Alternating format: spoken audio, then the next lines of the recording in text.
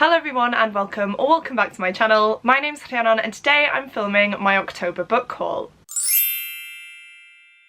As you can see from the thumbnail, I don't have too many books to show you guys this month, but the ones that I do have are all beautiful, bar one. One's just a standard paperback, but all the others are exclusive editions. Before we dive into the haul, I do just want to quickly mention, if you can see my plaster, please do ignore it. I accidentally dropped a plate in the kitchen earlier and it smashed and I cut myself. So not the best of luck today, however, I did want to mention it just in case you guys saw it and were like, what on earth are you doing? But back to the books, I actually haven't done too badly at all this month. I have bought 3 books outside of my subscription box books, which I genuinely feel like is such a win. You guys know I've been trying to cut down on my book buying lately, and aside from all the books that I've shown in unboxing videos, I feel like I'm starting to get my spending under wraps. So the books I have here are all ones that I'm extremely excited for. I got some of them quite cheap as well, so without further ado, let's just dive into the books because you guys know me, I could ramble on for a while otherwise. The first book I got in October was The Housemaid by Frida McFadden, and this is actually one that I picked up mainly because it was £2.50 on Amazon. I feel like this has been such a popular book lately. It's been popping up everywhere on Bookstagram, BookTwitter and BookTube, and I've just heard amazing things about it. Now I did have it in my Amazon wishlist. I believe it was around £7 or £8, and one day I was just browsing on there and I saw that this had been discounted to £2.50. Now you guys know I love a deal and I just could not refuse that offer, so of course I had to pick it up. I honestly don't know too much about this one. I know that it's a thriller and I believe that there is a podcast element to it, however it's not mentioned in the synopsis, so I may be wrong. But on the back of this one it says, "Every day I clean the Winchesters' beautiful house. I collect their daughter from school and I cook a delicious meal for the whole family before heading up to eat alone in my tiny room on the top floor. I try to ignore how Nina Winchester makes a mess just to watch me clean it up, how she tells strange lies about her own daughter, and how her husband seems more broken every day. But it's hard not to imagine what it would be like to live Nina's life. The walk-in closet, the fancy car, the perfect husband. I only try on one of Nina's pristine white dresses once, but she soon finds out, and by the time I realise my bedroom door only locks from the outside, it's far too late. But the Winchesters don't know who I really am. They don't know what I'm capable of." And there are some quotes on the back as well saying how good this book is. So the synopsis itself doesn't give too much away, but as I mentioned, I've heard nothing but amazing things about this. The second book is already out as well. It is on the back cover and I have seen it available to read on Kindle Unlimited. So if I do enjoy this book and I desperately want to carry on with the story, I can always pick up the second book. But yeah, this is one I essentially only picked up because it was super cheap and I love a good deal, but I'm very glad to own it. I may even gift it to my mum to read before me if I see her relatively soon, because this definitely sounds like her type of thing and I love speaking about certain books with her, so who knows, hopefully I can get to this one soon. It sounds very creepy, as every thriller does, and I just think it's one that will keep me on the edge of my seat throughout. Next up we have the beautiful Illumicrate edition of Swort Catcher by Cassandra Clare. This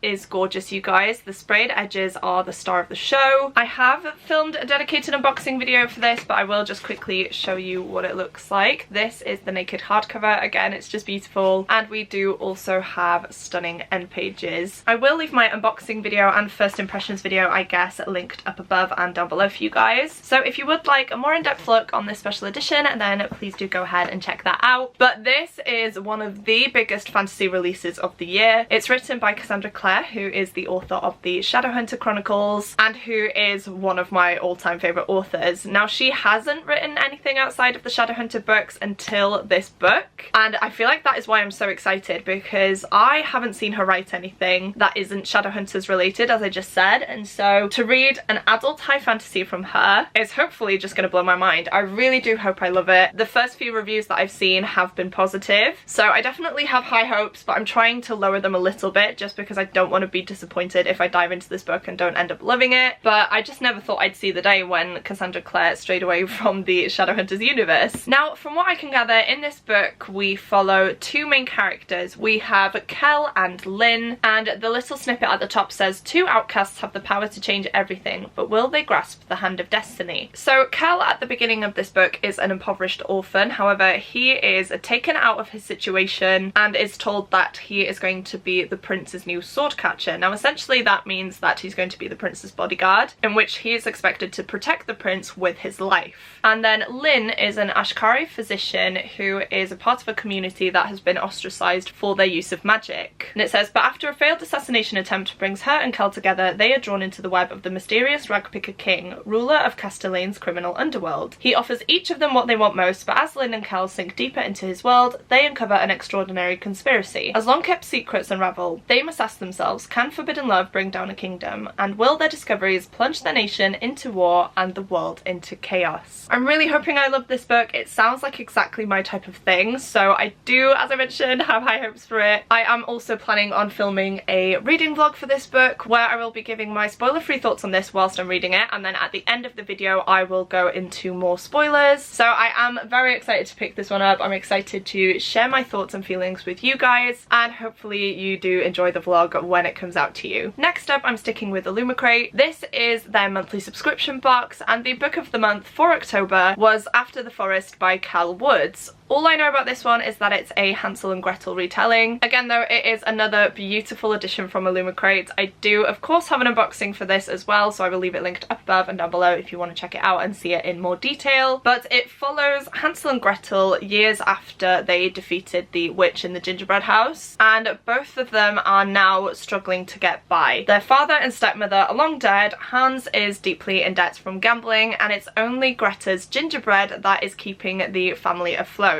Now, the only worry is that the gingerbread that Greta makes is actually a recipe from a grimoire that she stole from the witch's house all those years ago. And it just says, in a village full of superstition, Greta and her mysteriously addictive gingerbread, not to mention the rumours about her childhood misadventures, are a source of gossip and suspicion. And now dark magic is returning to the woods, and Greta's magic she's still trying to understand, may be the only thing that can save her if it doesn't kill her first. You guys know I love a fairy tale retelling. I have always enjoyed hearing the tale of Hansel and Gretel, so I'm hoping to get the same feelings out of this story as I'm reading it, and again I will be sure to share my thoughts with you guys when I do read it, which will hopefully be pretty soon. The next book I have to show you is Bonesmith by Nikki Powell Preto, and this is a Fairy Loot exclusive edition. Now I didn't actually get this in a Fairy Loot subscription box because this came in the YA box, and unfortunately I am no longer subscribed to that. However, this is a book that's been on my radar for a while, and I believe it was Jodie from Vanilla Moon who was speaking about this recently and who convinced me to just go ahead and buy it. So I went on Vinted, I had a look, and I saw this one for a reasonable price. I think it was around £13, and if you guys don't know, Fairy Loot subscription boxes normally cost around £22. And of course, with people selling them secondhand, sometimes they do get pricey. However, this was a steal. I'm so happy with it because the condition is fantastic, the seller was lovely, and now I have this gorgeous edition in my collection. I genuinely don't know anything about this book though. Jodie said if you love Throne of Glass you would probably love this, which I do, but the little snippet at the bottom says Gideon the Ninth meets the Game of Thrones White Walkers in this dark young adult fantasy about a disgraced ghost fighting warrior who must journey into a haunted wasteland to rescue a kidnapped prince. I don't need to know much more, that sounds exactly like my type of thing. I'm so happy that I decided to just go ahead and buy myself a copy, and I'm really hoping that I do end up loving this one. And then the last book I'm going to talk about today is one of the most beautiful books I've ever received, and that is the Fairy Loot edition of the Hurricane Wars by Thea Guanzon. Can we just take a moment, guys? It genuinely doesn't do it justice on camera. It is so vibrant and beautiful in person that I'm actually quite sad that it doesn't look that way on screen for you. This was the adult October Fairy Loot pick, and I'm so glad that this was chosen because this was the book that had a lot of hype. I was very interested in it from the get-go, and as soon as I knew that I was getting it in this box, I was so relieved because I knew I didn't have to pre-order it anywhere else, and this edition, as I mentioned, has just blown me away. Once again, I do have a dedicated unboxing video which I will leave up above and down below for you, but this one intrigues me because it essentially sounds like the plot of Shadow and Bone but in an adult setting. And I do actually have the Fairy Loot card to hand which came with the book, and I feel like I'm going to read the synopsis out from this because it's quite long in the actual book itself. It says, a prince who wields shadows like a weapon and a girl with the secret ability to control light, this Southeast Asian fantasy features an enemies to lovers romance that we can't get enough of. That was short and sweet, and I feel like it sums up the book perfectly. That's basically all I know anyway diving into this book, is that we have one character who can wield light and the other one who can wield shadow, and they are both on opposite sides of an ongoing war. I actually loved the Shadow and Bone trilogy. I read it, I want to say about 4 or 5 years ago now, and fell in love with the story completely. I thought it was such an easy, fun read. I'm hoping the stakes are a little bit higher in this one though. I feel like I've definitely matured as a reader, and I am all for the nitty-gritty details now. So if there's any politics in here, I want to know everything. And of course there is going to be a romance in here as well, which last year I would have said, oh gosh, I don't want to read it, but honestly this year something in me has changed and I am now becoming a fantasy romance girly. So I'm very excited to dive into this one, and I am hoping to do it soon. It's on my tentative November TBR, so hopefully I can get to it and I can share my thoughts with you guys, because I'm desperate to read it and get in on all of the hype. So there we have it guys, these are all of the books that I bought in October. It's a very small stack, which I'm happy about, and as I mentioned, they are all beautiful books that I'm desperate to read, so I'm very happy with all of these. If you have read any of the books that I've mentioned in this video today, please do let me know your spoiler-free thoughts on them down below. I love chatting to you guys about the books that I've hauled, and it does sway my opinion in which order to read them. If you have made it this far through into the video and would like to let me know that you're still here, please go ahead and leave me a lock and or key emoji, because the cover of The Housemaid has this creepy looking outline of someone looking through a keyhole, and I just think that is quite striking. So if you don't have anything in particular that you would like to say, but you would like to let me know that you're still here, please go ahead and comment those now. As well as that, please don't forget to click the like button if you like this video, and the subscribe button if you'd like to see more content from me.